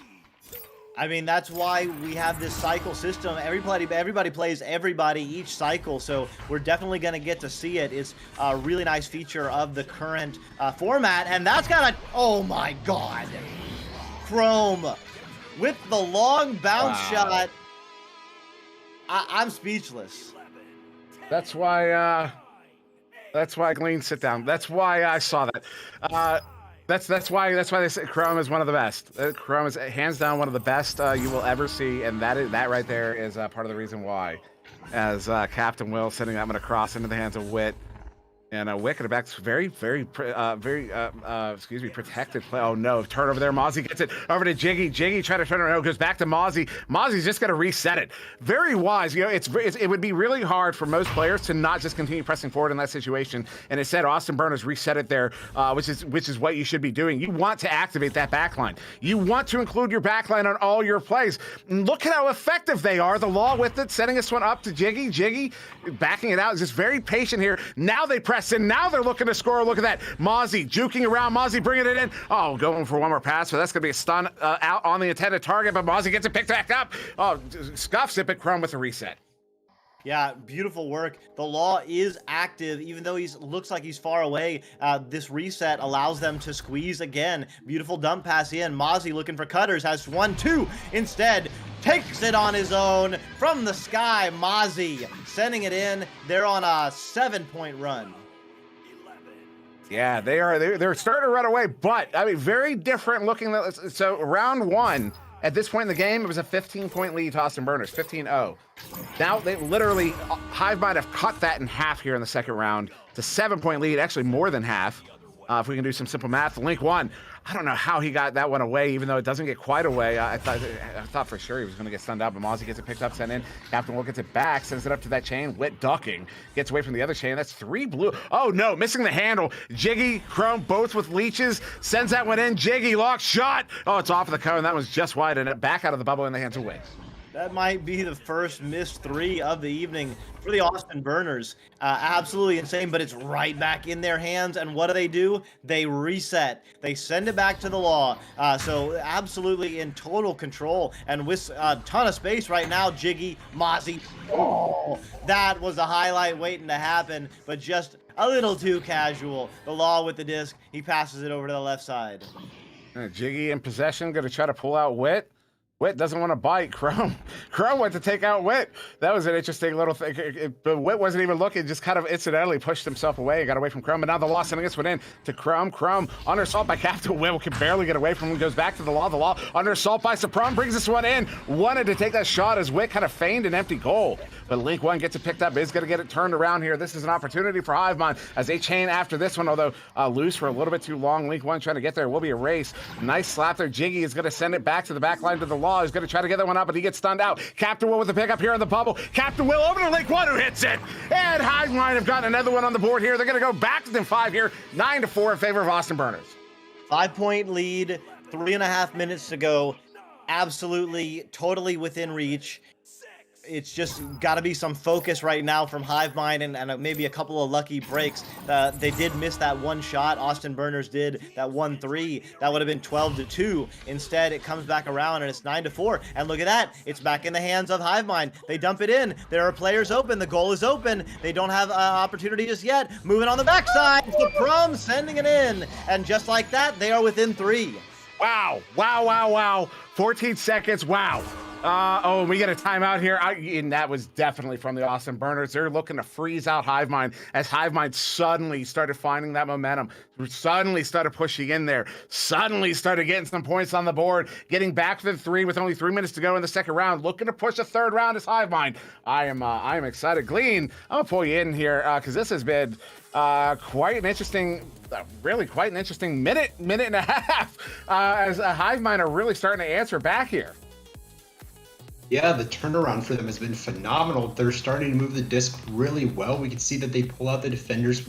Since they're able to get down the field so quickly, they're creating these man advantages that they're able to capitalize on. And now only a 3-point deficit here with about 3 minutes left to go, as you mentioned. So some exciting stuff to see from them. And on the side of the Austin Burners, like you said, perhaps trying to ice them, or perhaps just trying to figure out, okay, these are the small adjustments we want to make to our game. Just to try and secure this round, so that way we can take the game overall, as we do get the unpause coming out here. So we are back into round 2 straight away here. Yeah, back at round 2, 3-point lead here to Austin Burners after a couple goals there from Hivemind. So they'll be coming out on this jealous advantage. Doc, we might be coming down to the wire in the second round. Yeah, Austin Burners may have started taking it for granted a little bit. There was that little bit of casual play there by Mozzie. Oh, that's not casual at all. Mozzie sending it in at 18 meters a second, absolutely making a statement. 8 seconds for 3 points. Yeah, that caught Captain Will kind of off balance there on the back line. Mozzie, yeah, that was quick. That was really quick. So Austin Burners back up by 6, though that is still only 2 goals, technically speaking, as Captain Will. Oh, no. Sends it over to Link 1, not able to handle it, but it gets sent right back to Captain Will. That is a fortunate turn of events as Wit gets it there, sending it this one. Look at it cleared out. Actually, I think that was a send up there to Link 1. Ultimately turns into a clear down to the far side trap. Link 1 gets stunned out on his way in, and Jiggy's just going to deep reset that one to the Law on the back line. The Law turning this one around. 2 minutes to go in this second round. Mozzie, lock shot. Are you kidding me? Oh, go home. Go home. Just go home. I actually didn't think that it was possible from where he had the disc. That was phenomenal. I just can't believe he hit that. He was on the fade.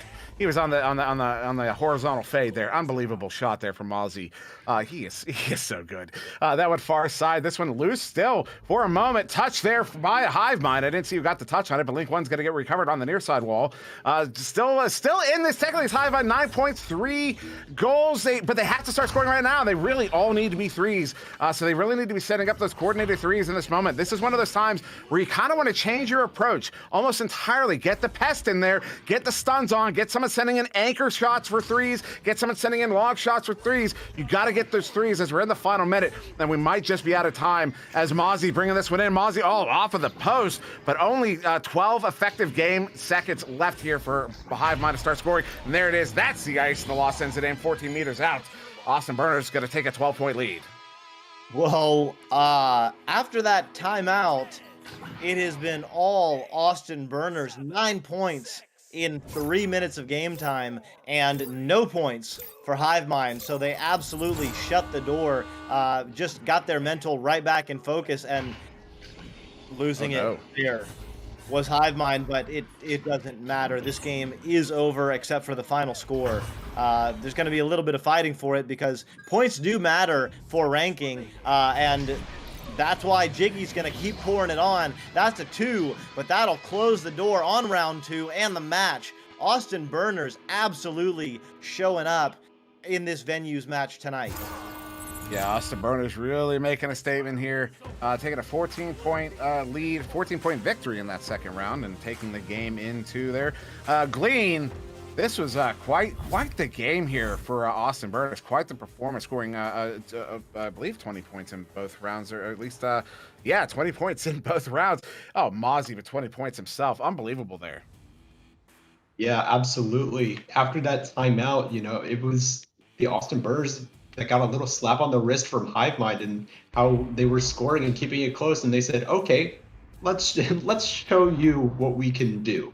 And then from there just went on to just shoot threes. Mozzie coming up clutch with 6 points all to himself straight outside of the timeout with those threes. Absolutely ridiculous. Then contribute the fact that there was the law down there with an assist from Mozzie on a 3 after the missed shot, and then another 2 points to secure. So in total, 11 points in 3 minutes or less. Let that sink in for a second. It's just how fast they scored, and they just racked up the points and snowballed the end of this game. Absolutely ridiculous. And just well played by the Austin Burners. But Hive Mind definitely showing some life, showing some fight, and an excellently played second round there from them, as they were able to get on the board and definitely keep this one close for that bit of time. Yeah, they definitely had a little burst there. Looked really good. But Doc, I mean, Mozzie, what a game Mozzie had. I might even suggest he's a game MVP in this one with 20 points. That is unreal. That is absolutely, it's one thing to get double-digit points in a game, but to get 20, I don't even know what to say. Also with the 4 assists there, I don't even know what to say about that.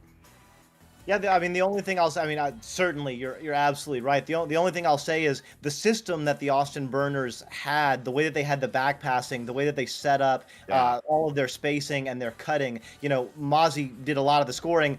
A lot of that was off getting steals and getting open threes, but a lot of it was off, the system that they had going. And you slot another player into that same position. Maybe they're not going to be as effective, but very likely they'll score a lot too. I think that's one of the things you see from the real top tier teams is basically anyone can pop off in any game, because it's really about the system that creates the space for players like Mozzie, who are absolutely insanely skilled at the game, to do what they do best. Yeah, so what a performance there from Austin Burners. As you say, a nice system they're deploying there. And that's one I would say, if you're a kind of a newer team or even a more experienced team, take note. Actually, I would even suggest studying that game, the Austin Burners, the way they executed, the strategies they deployed there, because it was, that is the basic X's and O's, basic X's and O's, deploying that backline, activating the backline, making sure you send it back to the backline so your backliner can pull that defense out, so then you have the room to make those plays. That's how you get those cross passes, and you can't force it.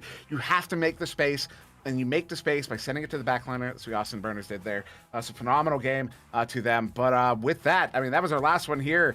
And what an exciting few games we had on this evening. We had a whole bunch of casters in the booth here. We started out, that was Palador, and I can't, who was with Palador there, Doc? Do you remember? It was Glean. Was it Glean? Yeah, it was Glean. Glean actually stepped to the sidelines. Camera wasn't quite doing the work tonight, so I've been Oh, that's right, yeah. all night. Yeah. That's right. Apologies. Okay. So I've been Matsud and we, though, of course, that was Doc Education. We had Glean on the sidelines here with us, Palador earlier on. We had Newton Dad on the cameras all night. Thank you, Newton Dad, for the awesome production here we've been witnessing. Of course, shout out to our fantastic league moderators. You know, they are overworked constantly, and a team of volunteers. None of this could happen without them. Big shout out to our new casting leadership team. Everybody, half of us here, half of us watching in the chat there. Shout out to all the NEPA teams, of course, you know, Austin Burners being one of them. Shout out to NEPA, of course. And just really excited to continue on with this new thing that it's not so new, but still pretty new thing we're doing here with Echo Arena. And I'm so excited to be a part of it here, a part of VRML. And this has been quite the evening.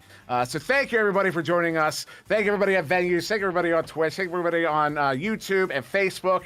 Everybody home. Again, this is live. We are live. I'm thanking you right now in person. We'll get out of here. Y'all have a good evening. We'll see you in the next one.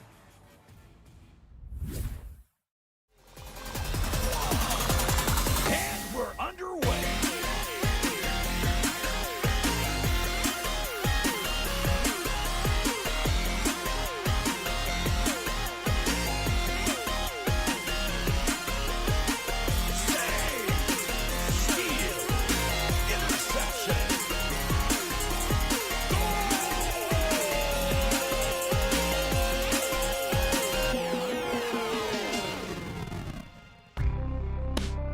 Season 4 of VRML Echo Arena is brought to you by HyperX, Asterion Products, VRware, Rebuff Reality, VR Cover, and ProTube VR.